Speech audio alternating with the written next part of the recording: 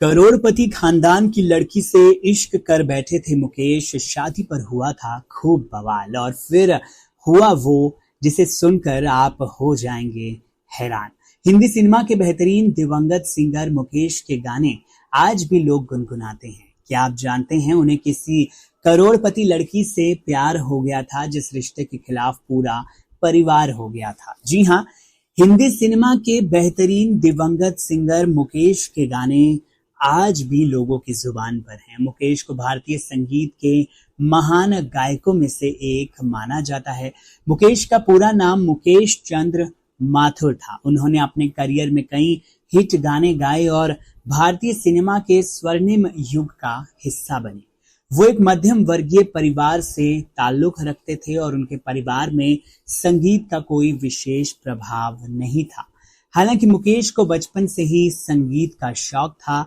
मुकेश की प्रेम कहानी काफी दिलचस्प है। हालांकि कई लोगों को लगा था कि उन पर ये प्यार और इश्क का जुनून लंबे वक्त तक चल नहीं पाएगा, लेकिन उन्होंने सबको गलत साबित कर दिया। हालांकि इस प्रेम कहानी में बहुत सारे उतार चढ़ाव और चुनौतियां भी आई। मुकेश की मुलाकात सरला त्रिवेदी रायचंद से हुई, जिन्हें वो बहुत प्यार करने लगे थे। सरला बहुत ही संपन्न और प्रतिष्ठित परिवार से ताल्लुक रखती थी। उनकी ये मुलाकात जल्दी ही प्रेम में बदल गई और दोनों एक दूसरे को दिल दे बैठे थे। जैसा कि हमेशा होता आया है, इस प्यार की डगर इतनी आसान नहीं थी। इसके पीछे की वजह सरला का गुजराती ब्राह्मण परिवार से ताल्लुक होना था और दूसरा कारण मुकेश की गायकी भी था। मीडिया रिपोर्ट्स की माने तो सरला का परिवार इन दोनों बातों के ही बहुत ज्यादा खिलाफ था। वजह एक ये भी थी कि मुकेश की कोई फिक्स इनकम नहीं थी और ना ही उनके पास अपना कोई घर था। सरला के परिवार वाले नहीं चाहते थे कि वो किसी गरीब लड़के से उनकी शादी कर दें, लेकिन दोनों का प्यार जोरों पर था। सो बिना किसी की परवाह किए हुए सरला मुकेश ने भागने का रास्ता चुना और साल 1946 में उन्होंने एक दूसरे से शादी रचा ली। विवाह के बाद मुकेश ने अपने करियर पर फोकस किया और हिंदी सिनेमा में अपनी पहचान बनाई। उनके गाए गाने आज भी लोगों के दिलों में एकदम बसे हुए हैं। सरला ने हर कदम पर मुकेश का साथ दिया और उनकी सफलता में अहम भूमिका निभाई। आपको बता दें, मुकेश ने अपने करियर की शुरुआत एक क्लर्क के तौर पर की थी, लेकिन संगीत के प्रति उनके जुनून ने उन्हें मुंबई की तरफ खींच लिया।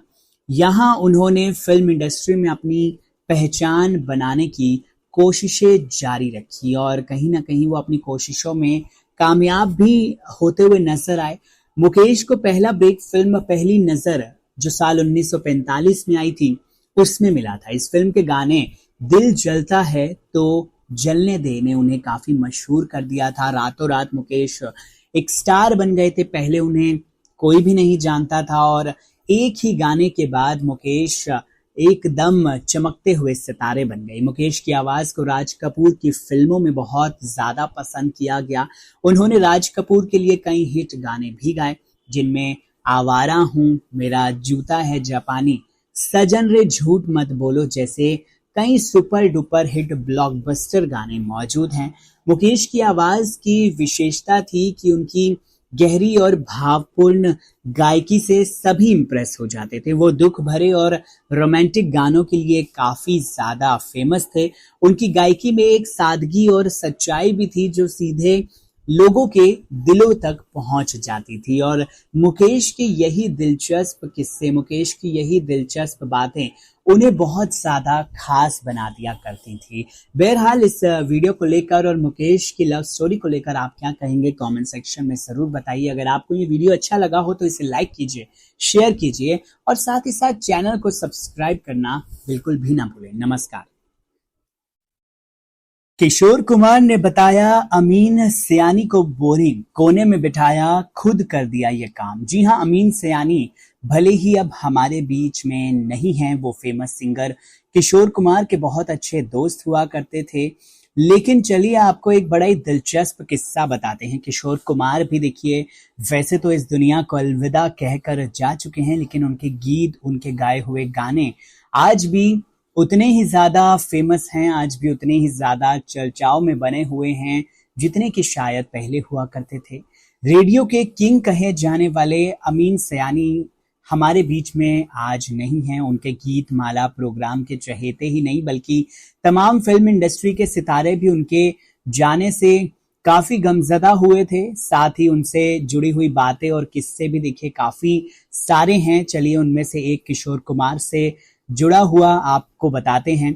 सबके चहेते अमीन सयानी को एक बार किशोर कुमार ने काफी बोरिंग कह दिया था। आप देखिए ऐसा कब हुआ, क्यों हुआ, चलिए आपको इस बारे में बताते हैं। बात उन दिनों की है जब किशोर कुमार बहुत ही ज्यादा फेमस हो गए थे।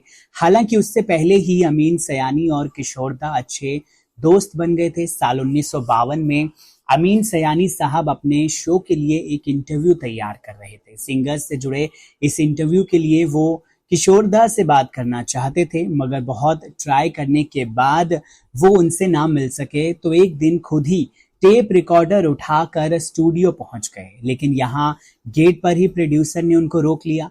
तब उन्होंने कहा कि किशोरदा ने ऐसा करने को कहा है, साथ ही कहा है कि तभी स्टूडियो में आएंगे जब अमीन सयानी यहाँ से चले जाएंगे। ये सुनकर अमीन सयानी गुस्से से काफी ज्यादा लाल हो गए और वहां से चले गए। फिर बहुत दिनों के बाद किशोरदा से बात नहीं हुई। 1974 में जब किशोर कुमार अपनी मूवी बढ़ती का नाम दाढ़ी को प्रमोट कर रहे थे तो फिर से अमीन सयानी को उनका इंटरव्यू करने का मौका मिला। स्टूडियो में आने से पहले ही अमीन साहब ने दो पहलवानों को दिखाकर कहा कि अगर वो इंटरव्यू नहीं देंगे तो वो पहलवान उन्हें बहुत ज्यादा मारेंगे। किशोरदा उन्हें बोर पीपल कहकर स्टूडियो में चले गए और कहा कि हम अपना इंटरव्यू खुद करेंगे। किशोरदा ने अंदर जाते हुए ये भी कहा कि कोने में बैठे हम अपना इंटरव्यू खुद कर लेंगे। प्रोग्राम शुरू हुआ। किशोरदा ने इंटरव्यू की कमान खुद ही के हाथ में ले ली, अपना कोर्ट मार्शल खुद ही किया। अमीन सयानी उन्हें कोने में बैठते देखते रहे। अमीन सयानी ने खुद इस किस्से के बारे में एक इंटरव्यू में जिक्र किया था। तब उन्होंने किशोर साहब को याद करते हुए कहा था कि यह उस दौर का सबसे ज्यादा बेस्ट इंटरव्यू हुआ था जिसे कई बार रेडियो पर सुनाया गया और आज भी फैंस इस इंटरव्यू के बारे में सुनना चाहते हैं, इस इंटरव्यू को आज भी पसंद करते हैं। इस वीडियो को लेकर क्या है आपकी राय, कमेंट सेक्शन में जरूर बताइए।